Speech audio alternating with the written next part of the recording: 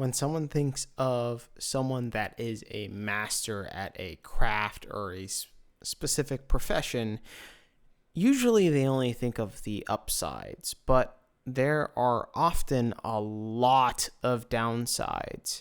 And there is a certain cost of mastering a specific craft. And this is not often talked about. And I think it's a really underrated aspect in terms of how someone focuses their life. So at work, I used to think, like, what do I even talk about to this other person, right? Because obviously, I'm into gaming, I'm into esports, I'm into all this shit that's really geeky, whatever. And so the average person isn't going to be into that. And so it's like, well, what do you approach this person in terms of, how to break the ice or whatever the fuck, right? And I think this is the idea that it's rough to specialize into a category, within a specialization of maybe a skill or just a hobby so early in life. And luckily, I wasn't one of those people because I ended up experiencing gaming. I did do gaming a lot early in my life. But I also was into like sports, I was into cars, I was into clubbing, I was into all this other shit, right? And so I had a lot of different things to relate to that other people could relate to, right? So I could easily broach any subject possible, but not everyone did that, right? And so what I would recommend, at least for people, early in life, right? Say you're 19 or you're 18 or maybe you're 22 or 15, whatever.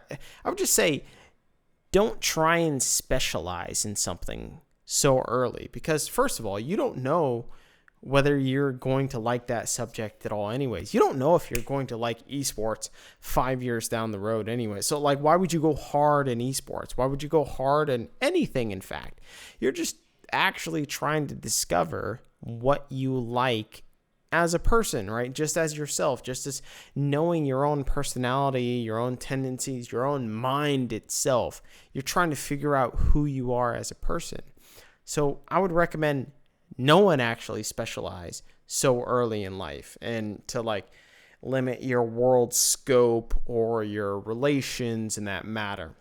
I just think it's a bad idea. And in fact, you should at least try and, do a smattering, like a smorgasbord of what you think is out there. And then you kind of test the waters, so to speak.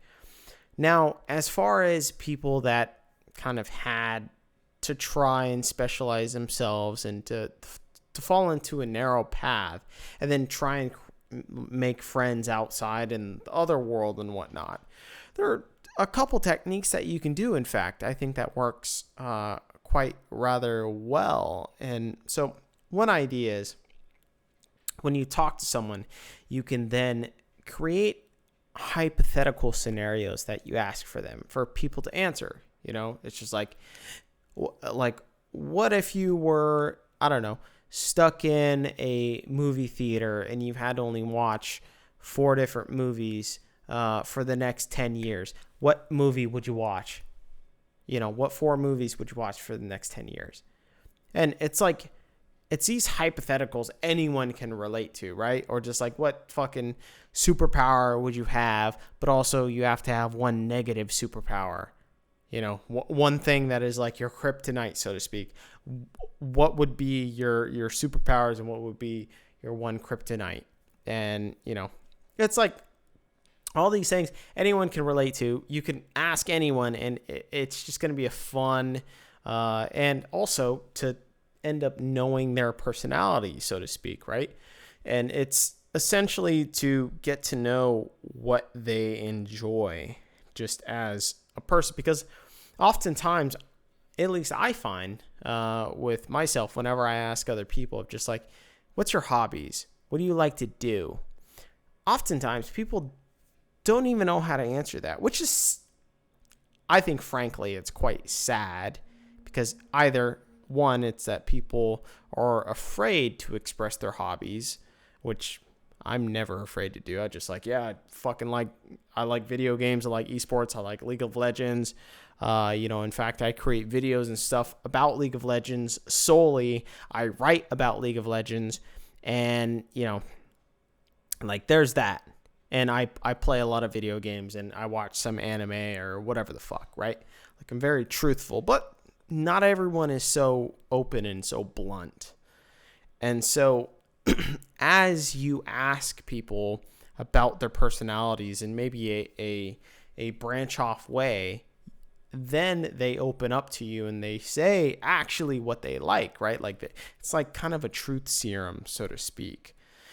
And so then you get to basically learn their interests and what they enjoy, right? And I think there is this really big buff of just having the benefit of having friends outside of your entire workspace, right? It's just like, you don't want to talk about work constantly. Like, even pro players, even streamers, whatever. You don't want to talk about your work the entire time, because then your mind is focused on work every aspect of the day. So it becomes very cumbersome, I guess. And so, content creators, streamers, esports people thinking, I guess, that they need to constantly concentrate on that. If you're able to break that kind of spell, it actually helps quite a lot. Now, conversely, there is this ideology, I guess, that certain people like that, content creators, streamers, esports people, thinking they're getting taken advantage of is, it's a big concern for them, because they're just like, I don't want to hand out freebies. I don't want to be taken advantage of, whatever the fuck. But I think actually that's just a sign of paranoia, in fact.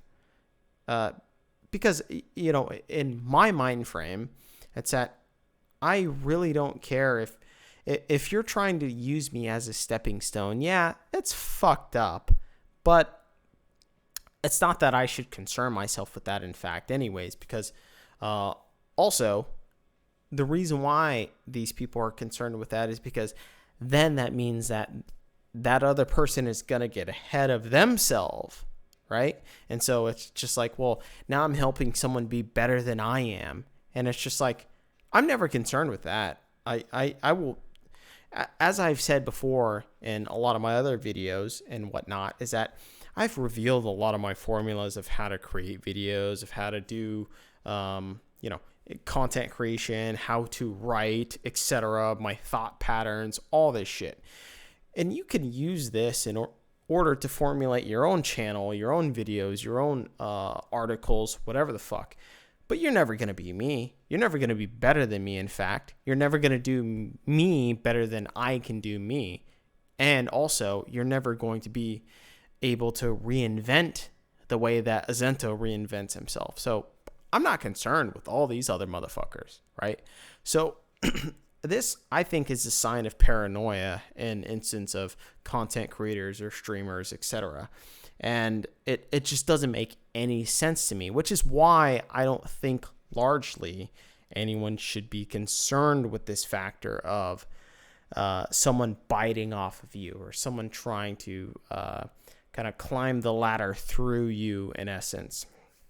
And I think that you have to understand that people who have almost perfected something, like these streamers or content or pros, in fact, or rather people that are in the pursuit of perfection, they have sacrificed being kind of whole human beings, right? It's just like when you think of I'm going to go from the average American standpoint, right? Of just like, yeah, you go to school, you go through all elementary, and then, middle school, and then high school, and you have some girlfriends or boyfriends or whatever. You fall in love, you fall out of love, then you go get a job. Maybe you work as a teenager at fucking, McDonald's or whatever. And then you go and you go through college, or maybe not, in fact, because you don't need to go to college. all the time.